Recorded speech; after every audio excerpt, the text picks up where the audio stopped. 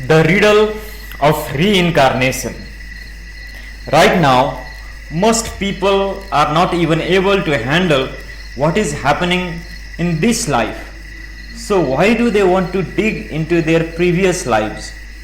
They don't know how to handle the thoughts, emotions, and relationships of this life. How will they handle the thoughts, emotions, and relationships of many lives? Taking on a new body.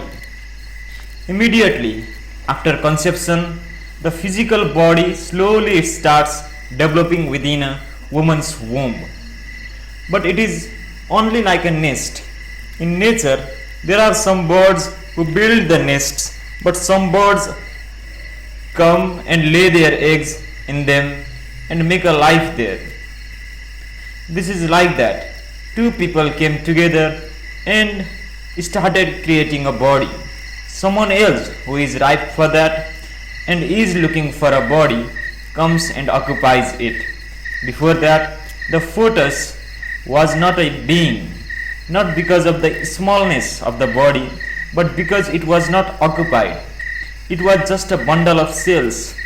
After this, the other life occupies the womb, and this bundle of cells becomes a being.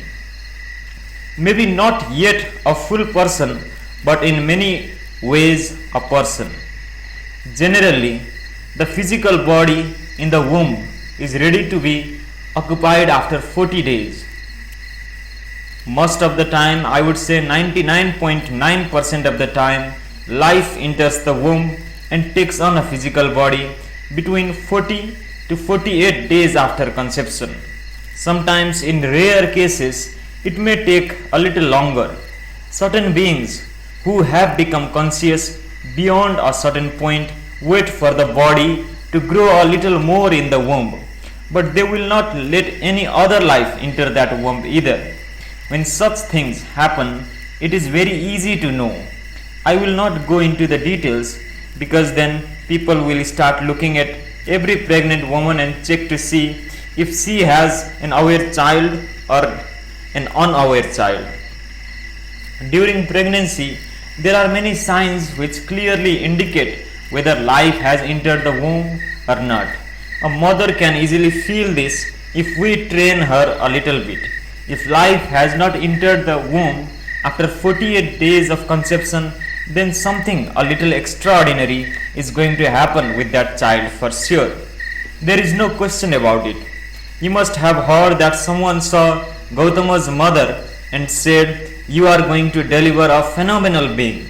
Such things can be foretold simply because someone may notice that life has not entered the womb after 48 days of conception, but a little later than that. That is the sign of phenomenal being arriving. It is because of certain qualities that it guards the womb but does not enter it. It will wait for the body to develop a little more and only then enter.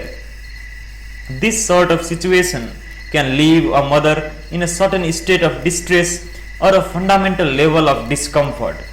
This is not a physical lack of comfort, but a sort of existential anxiety.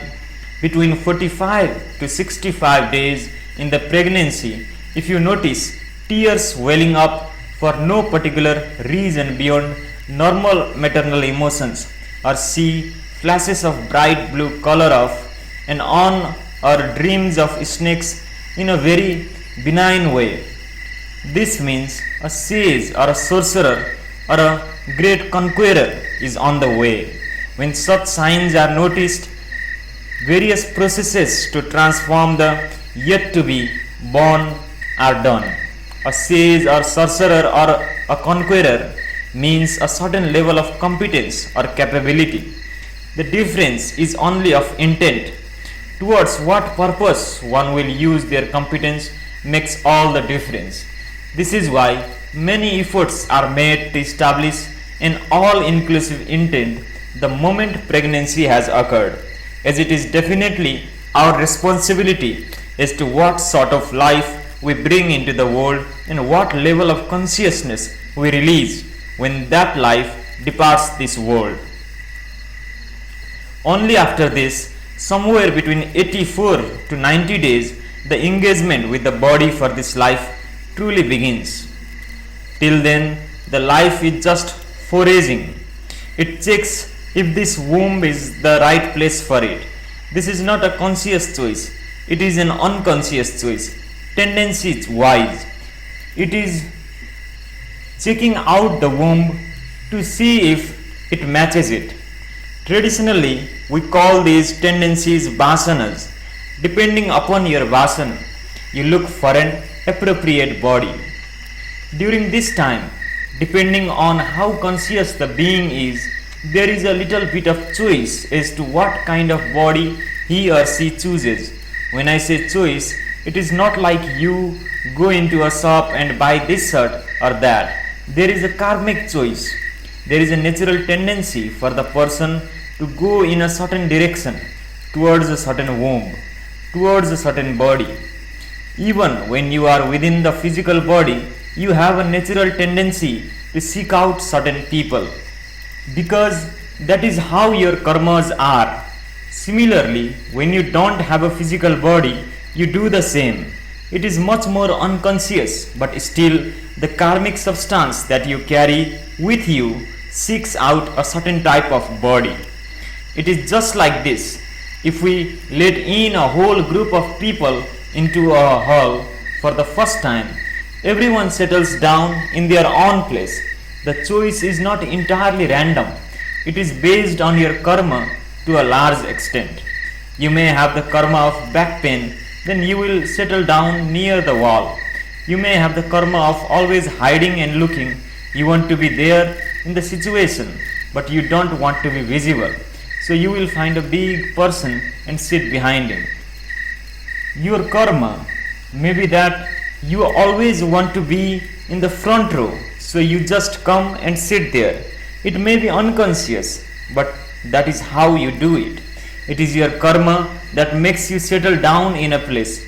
Similarly, there are millions of wombs and millions of beings looking for a body.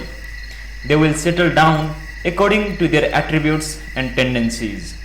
Once it has found that body, it is the vibrancy of the prana of that being which enhances the quality of the physical body. From this point onward, it is not just the mother who is making the baby. This is why there are millions of instances where probably the mother is weak, undernourished on the street, and yet she delivers a very healthy baby. But there may be someone else who is in a family where everything is taken care of and everyone is very well fed, but the mother may give birth to a very fragile child. This is the pranic substance, the pranic vibrancy of the being acting upon that particular body. Accordingly, the new life takes a new physical body. The chakras also start developing gradually in the womb. Somewhere around the 12th week, only one chakra is formed, which is the Mooladhara chakra. Within the first 28 to 30 weeks, depending upon the developmental quality of the fetus, the first 5 chakras up to Visuddhi chakra are fully established. The other 2, Agna chakra and Sahasrara chakra, do not establish to the same extent in every human being. I would say in nearly 30 to 35% of newborn infants, the Agna chakra may not be developed. If you observe the way their eyeballs move, you will know whether an infant's Agna chakra is established or not. This is why the moment a child is born, the first thing they do in this culture after washing the baby is to put a little bit of vibhuti between the eyebrows. In Tamil Nadu, they make a large coin-sized spot by applying the resin of a particular tree in between the eyebrows. As it dries, this resin draws the skin around it and creates a strong sensation towards the spot in the middle of the eyebrows. This is just in case the Agna chakra is not yet developed. We want the child to start focusing in that direction. Traditionally, by just looking at the eyeball movement, People could say if the infant would become a sage need not necessarily mean someone who will go and sit in the jungle or a cave. A sage or a seer is someone who sees things that others do not see. It could also be a visionary business person or a visionary leader, someone who sees things more clearly than others. This does not mean that those whose Agna Chakra is not developed at birth cannot develop it in their lifetime. They can if they work on it, but they will need to do a little more work than others. The Sahasrara Chakra generally is not developed for most at the time of birth, that slowly evolves thereafter. As mentioned before, on the top of the head there is a spot known as Brahmarandra. Randra is a Sanskrit word. It means a passage, like a small hole or a tunnel.